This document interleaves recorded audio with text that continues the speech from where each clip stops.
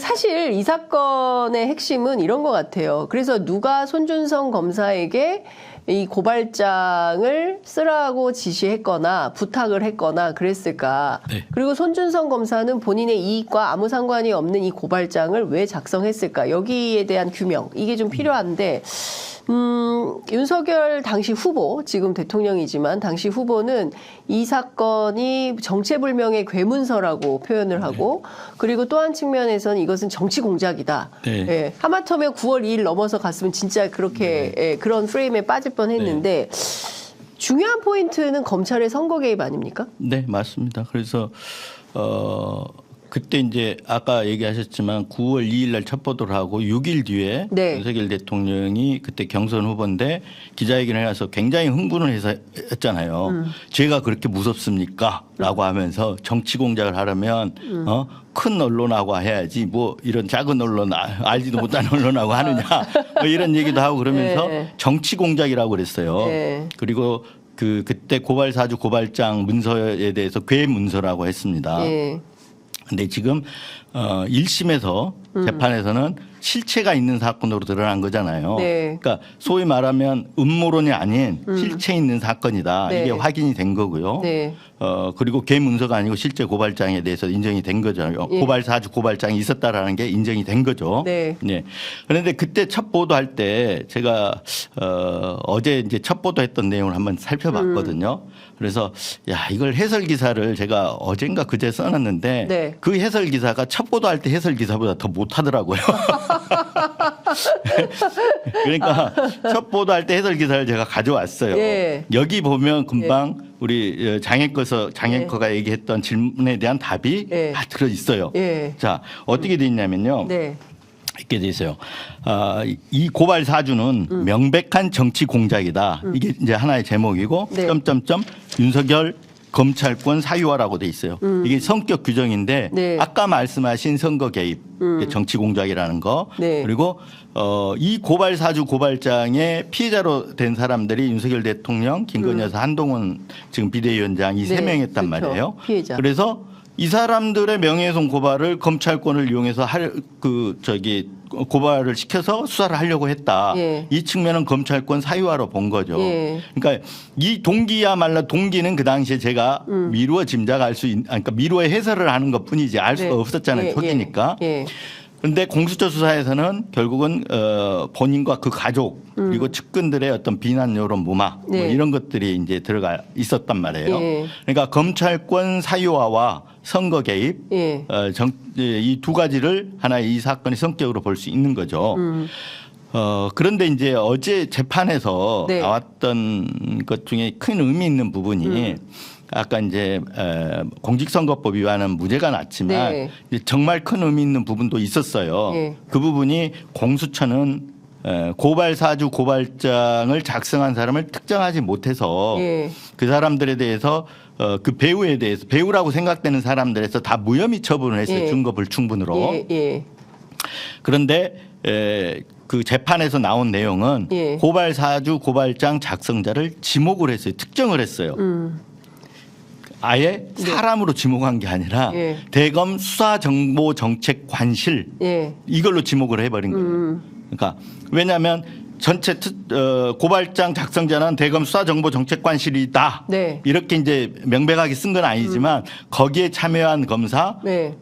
그때 뭐. 수사정보정책관인 손준성 검사, 네. 그 아래 임모검사, 그 아래 그 정보담당관 성모검사 네. 이 사람들이 검색도 하고 뭐 해가지고 그러니까 같이 공동으로 작성에 참여 관여한 걸로 돼 있어요. 판결을 보면 예. 그렇다 그러면 고발장 작성의 주체가 예. 대검 수사정보정책관실을 볼 수 있잖아요. 예. 그러면 대검 수사정보정책관실이라는 거는 그 기구는 누구의 지시를 받냐면 검찰총장만의 지시를 받아요. 네. 예. 그러면 답은 뻔한 거 아닙니까? 그렇습니다. 예. 그래서 그 당시 해설 기사, 그래서 오늘 이 해설 기사를 그때 첫 기사 때 썼던 해설 기사를 다시 올려놓으려고 해요. 네. 그러니까 똑같아요. 갑자기 다시 그 기사를 보고 싶다는 생각이. 그래서 이렇게 예. 나오잖아요. 예. 소제목으로 예. 윤석열 검찰총장의 지시 없이는 이루어질 수 없는 일 네. 이렇게 나오잖아요. 이미 예. 첫 해설 기사에. 예. 그러니까 중요한 포인트는 말씀해 주신 대로 이미 그 사건 초기부터 이 고발 사주의 주체가 누구인지가 사실은 관화한 것이다. 그런데 말씀해 주신 대로 당시에는 이 배우에 대해서 왜 다 무혐의 처분을 한 겁니까? 증거불충분으로 조사를 안 한 건 아닙니까?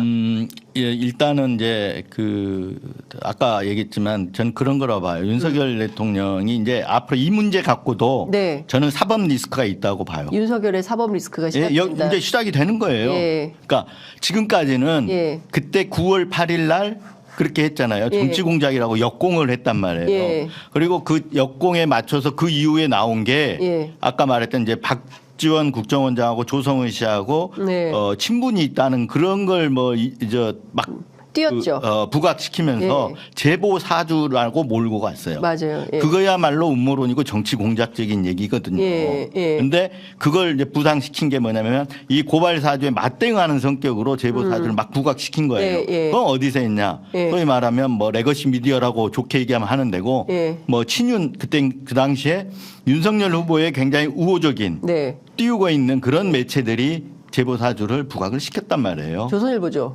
뭐 하여튼 그 신문 매체라고만 얘기할게요. 예, 어느 한 예. 신문 매체. 예, 어느 한 신문 매체. 네. 그러나 우리는 어딘지 다 아는 뭐 네. 이런 거죠. 근데 저희 뉴스버스에 대해서도 많은 인터넷 매체라고 하던데 저는 네. 신문 매체로 지칭하겠습니다. 아, 저희들 네. 그런 거 상처 있어요. 저도 계속 한 유튜브 채널. 아니, 예, 아니 이름을. 어젠가 그제 이제 이 사건을 보도하면서 그 네. 신문을 어떻게 보도했나 제가 봤더니 네. 어느 한 인터넷 매체가 보도한 이렇게 돼 있더라고요. 그래서 그 제보 사주 띄운데도 어느 신문 매체가 그렇게 했습니다. 그러니까 참 비겁하죠. 네. 그래서 이제 비겁합니다. 아까 그 얘기 하다 그랬는데 네. 그렇게 했던 것 자체가 정치 공작이라고 몰아갔던 것 자체가 물타기잖아요. 네, 물타기죠. 희석시키려고 하는 예, 거예요. 예. 그게 지금까지는 통용이 돼 와서 사실은 소위 아까 말한 친윤 매체 같은 데서는 네. 뭐 일부 그렇지 않은 매체도 있지만 신문도 있지만 네. 대부분이 막 이거를 막 뭉개려고 그랬거든요. 네. 그런데 어제 소위 말하면 이제 주머니 속에 있는 무슨 튀어나오게 마련 아닙니까? 그렇습니다. 그런 것처럼 재판을 하니까 이제 드디어 배우로 옮겨가는 거잖아요. 네. 왜? 대검 수사정보정책관실이 고발장을 만들었는데 그럼 도대체 누가 지시한 거냐? 네. 지시 없이 조직이 움직일 수가 없잖아요. 그렇습니다. 그래서 지시 문제, 배우 문제가 나오는 거잖아요. 예. 그래서 튀어 올라오는 그렇죠. 거죠.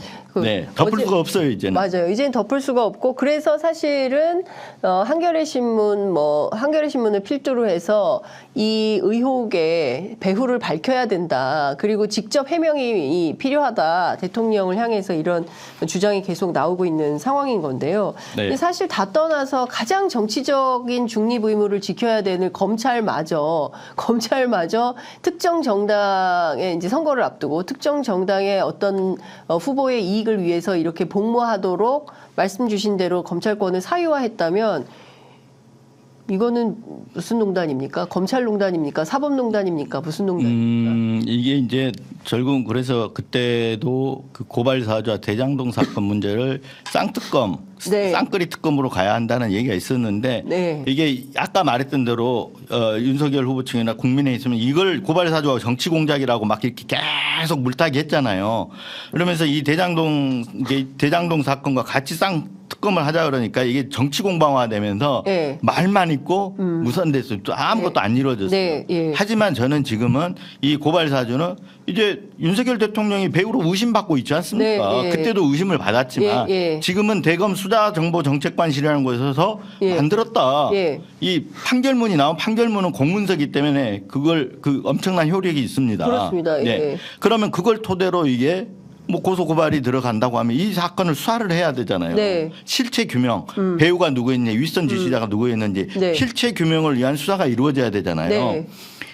저는 개인적으로 이거야말로 특검법을 만들어서 특검을 해야 된다고 생각합니다. 특검해야 된다. 네. 대통령이 의혹을 받고 있고 네. 또 한 축에는 이 선거 개입한 주체가 누굽니까? 네. 검찰이잖아요. 그렇습니다. 검찰이 수사 대상이란 말이에요. 예. 그래서 진짜 특검을 해야 된다. 예. 공수처는 지금 예. 못 믿는다. 예. 네. 그렇죠. 공수처장이 새로 임기가 바뀌어서 새로 온 분이 오고 또 뭐 누가 새로운 분은 또 대통령이 임명하잖아요. 임명을 하고 하기 네. 때문에 이 사건에 대해서 진실성을 담보할 수 없어서 네. 이것이야말로 특검을 해야 된다. 근데 제가 이것 좀 여쭤볼게요. 네. 이 고발 대상에 이름이 올랐던 분들이 모두 11명인데 그중에서 황희석 변호사, 최강욱 의원 인터뷰하셨어요. 이분들 억울하실 것 같아요. 억울하죠. 근데 네. 황희석 변호사는 인터뷰를 아직 못했고요. 예, 예. 조만간 한번 해볼 예정인데 네. 최광욱 전 의원이죠. 인터뷰를 어제 좀 했었는데 네. 이제 제가 그랬죠. 저는 이제 지금 현재 진행되고 있는 대선 개입 여론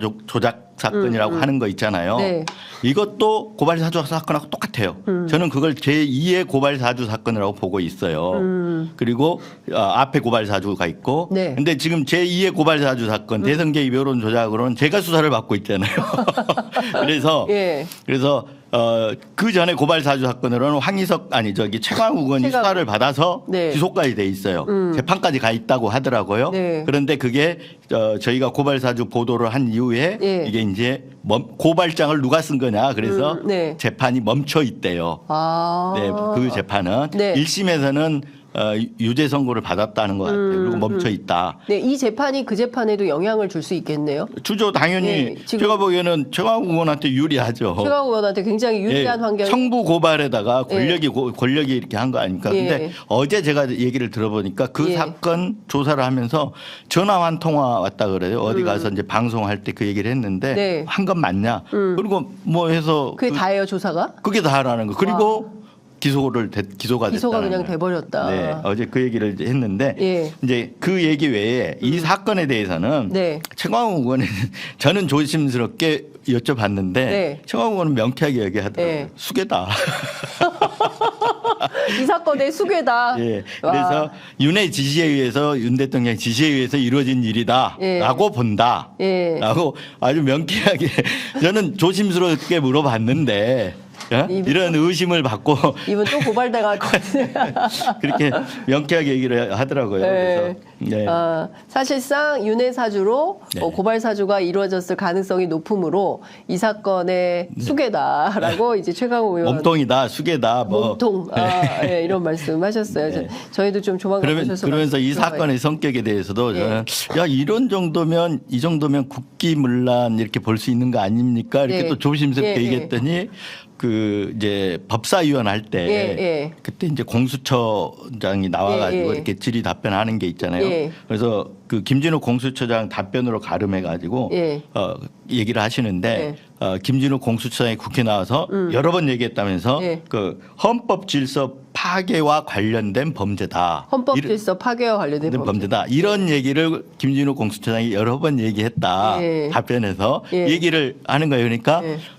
본인 얘기 대신에 이 답변으로 가름을 하더라고요. 예. 네.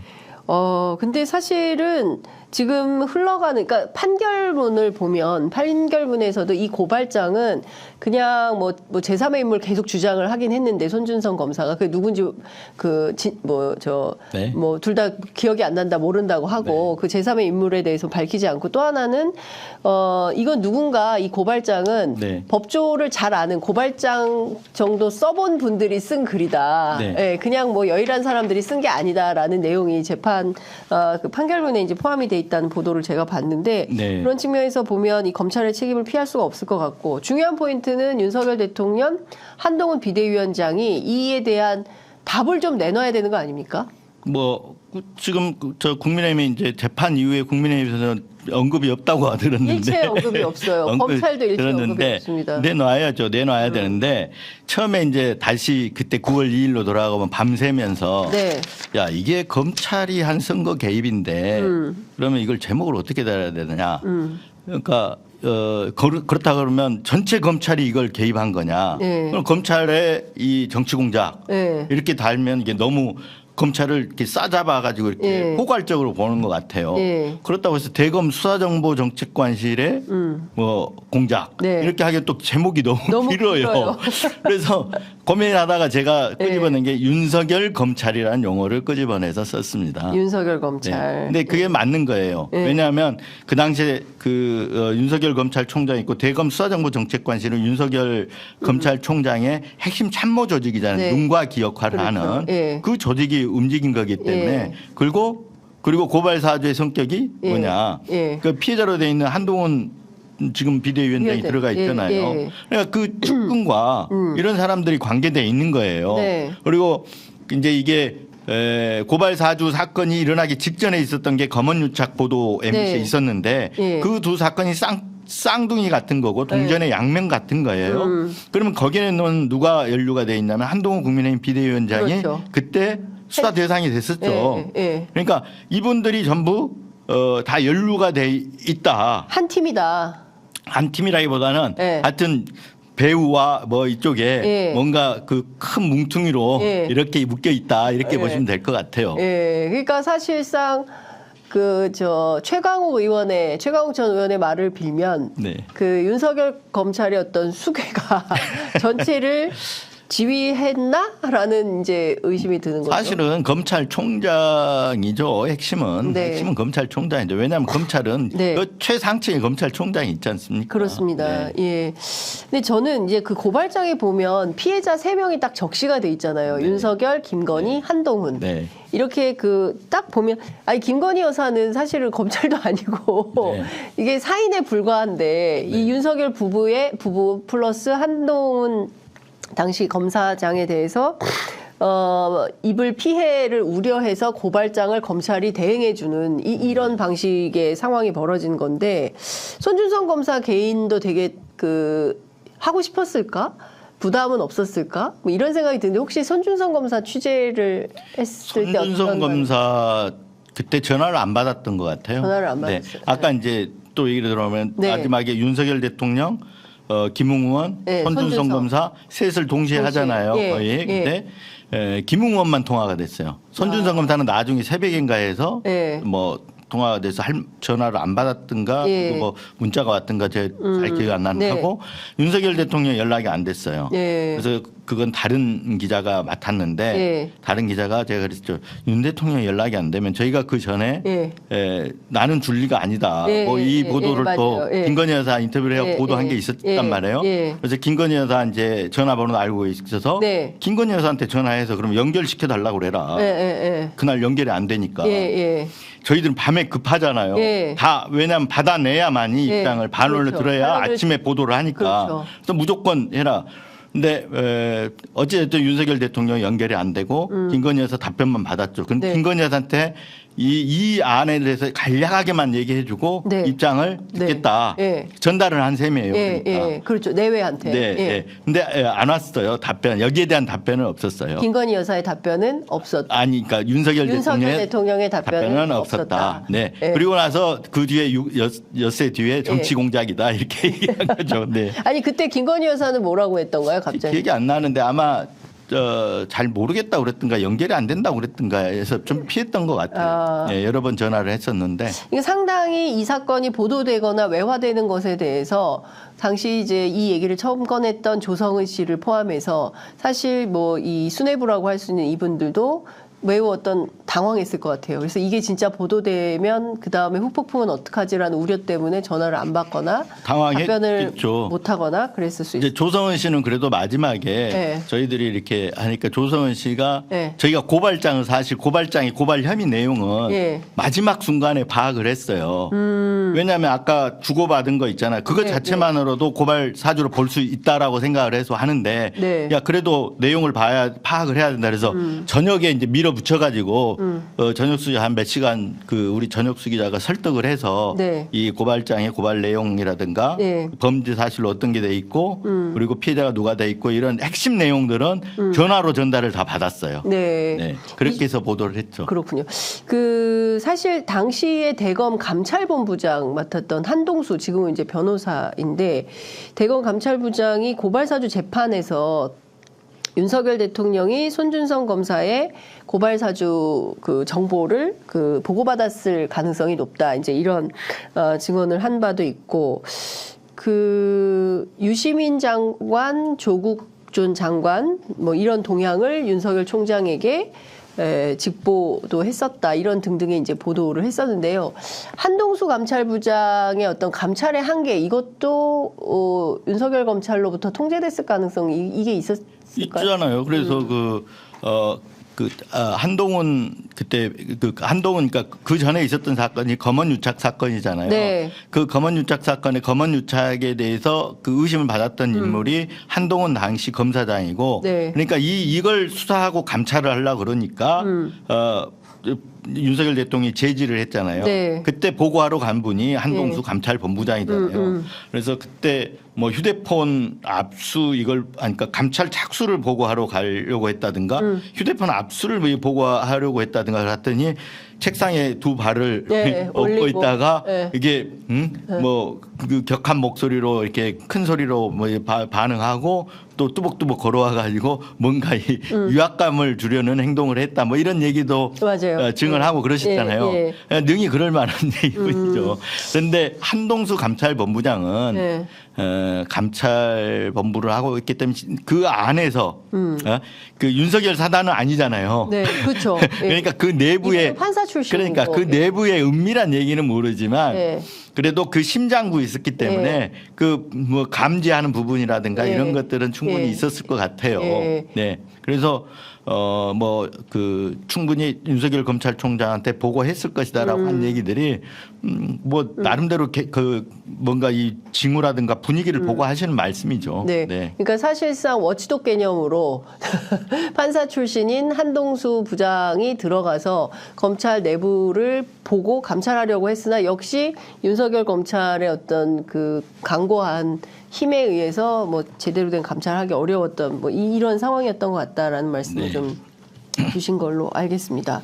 그러면 지금 이 검언유착 사건, 네. 뭐 이것도 거의 다 끝난 사건 비슷하게 돼가고 있는데 이것도 다시 좀 들여다봐야 되는 거 아닙니까? 특검을 하게 된다면 나중에 이제 아까 말했지만 그 사건은- 쌍둥이잖아요. 네, 사건. 말이에요. 네. 그래서 검언유착 사건으로 그러니까 저도 그렇게 어느 정도는 생각을 하는데 네. 그 부분이 이제 인과관계라든가 이런 게 정확하게 드러나지는 않았어요. 뭐냐면 네. 검언유착 사건으로 해서 보도가 돼버리니까 네. 이게 이제 그리고 나서 추미애 장관이 그 당시 법무부 장관한테 네. 감찰 지시를 해요. 그렇죠. 그러니까 어떻게 보면 눈에는 안 보이지만 그분들이 그 안에서는 전혀 긴박하게 움직였을 거라고요. 윤석열 검찰총장 그렇죠. 한동수 한동훈 한동훈. 예, 네. 검사장하고 긴박하게 움직인 상황이었단 말이에요. 네.